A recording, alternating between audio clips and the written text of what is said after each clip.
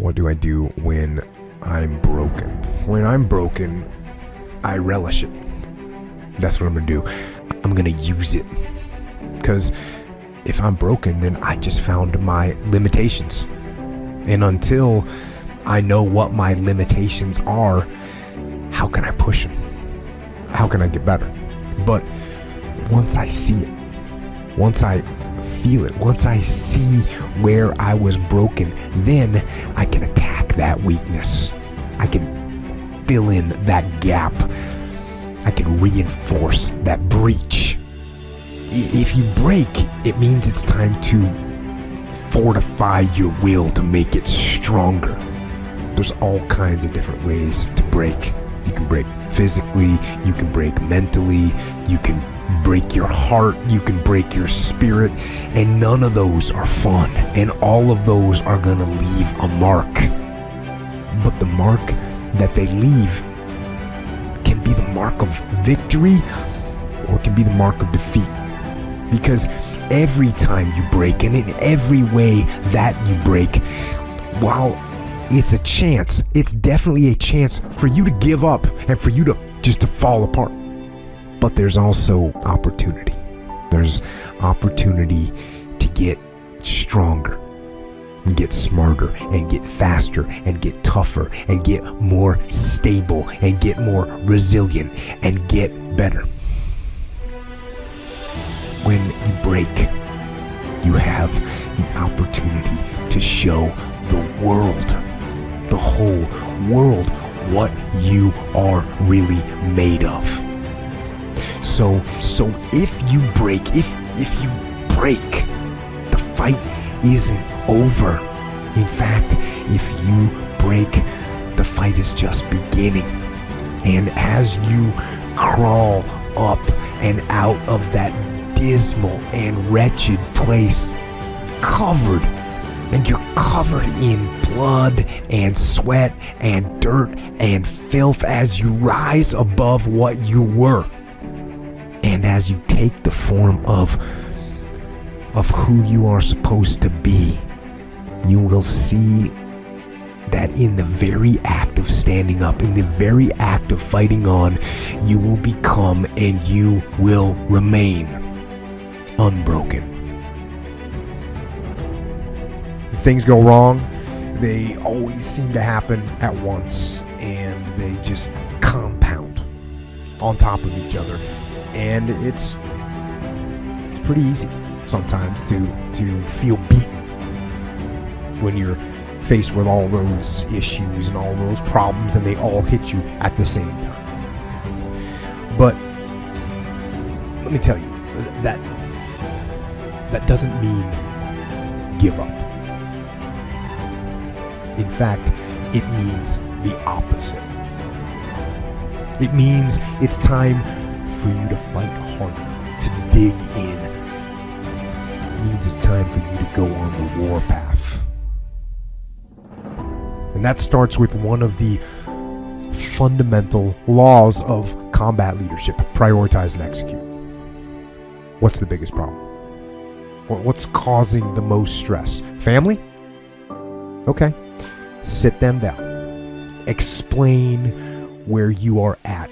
Be blunt, be upfront, and then give them the simple plan of how you're going to get things back on track. Don't sugarcoat it. You give it to them straight. Next, you got some late payments. Call those creditors up. Explain to them what's going on. Set up some kind of a minimum payment plan so you can start making some progress and get them off your back. And then you got your job. Right? You're falling behind at work. Okay, talk to your boss.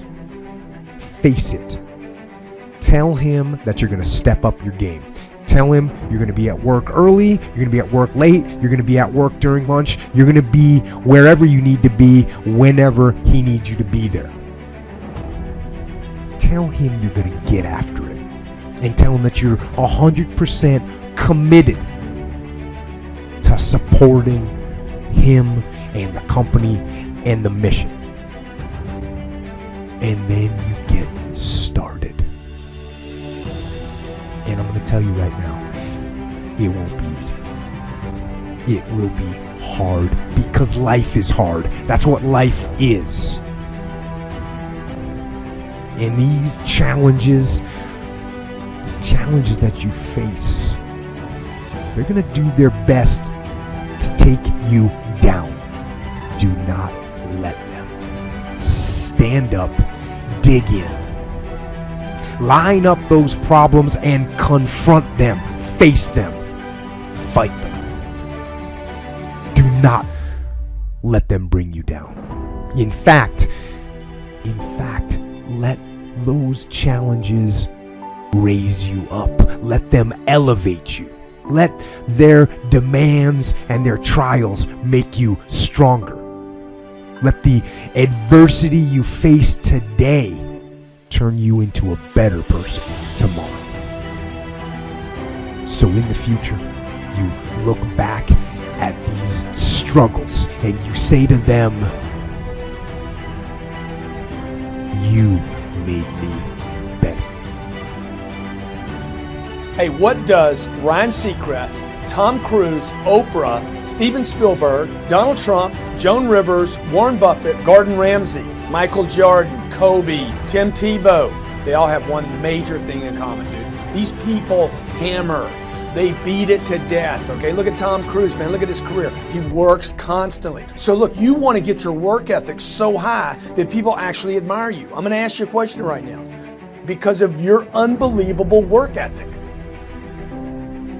If you can't answer yes to that, man, you're not going to get in that top 10%. You got to get to the top. People need to know you for one major thing first. He works. He produces. The guy's there every day. The guy's pushing and shoving. Because the truth is, no matter how good your ideas are, how good your art is, or how good your skill set is, if you're not working, man, if you're not vibrating at a frequency that people say, my God, how does that guy do all that? If you're not vibrating at that rate, 10x levels, massive action, tremendous work ethic that's just a muscle now, and it's just a discipline in your life, and it's a way, it's a normal way that other people think is abnormal. Look, if you're not working at that level, you're not going to make it. Get your work ethic in, man. It's the American way. Work ethic. What I could control was my work ethic. You've heard me speak many times about outworking everybody, but I think that just feels good when we hear it, but most people don't take it seriously. If you think that I have a little bit of success in my life, I can tell you what I attribute it to. Yes, self-confidence, yes, mindset, visualization, goals, all the things I talk about all the time. Listening skills, influence, energy transfer, how to be happier, all of that stuff applies. When you get to winning, for me, it's come down to maxing out. And what maxing out means is you do one more at least than you think you're capable of. So when you're done, whatever you're doing, whether it's at the gym or phone calls or meetings or in sports, one more shot, one more throw, one more swing of the golf club or the baseball bat, the separator is for the winners, they do one more. I'm addicted to one more. And so I want your mantra going forward to be one more. What does that look like if we're working out? That means when we're in the gym and we say, I'm gonna do 5 sets of 10, I'm crazy. Like I'm a psycho because I wanna win. I wanna be somebody. I wanna separate. I wanna compete. And the way I do that isn't with my giftedness, because I wasn't born with a bunch of gifts. And I think gifts are crap.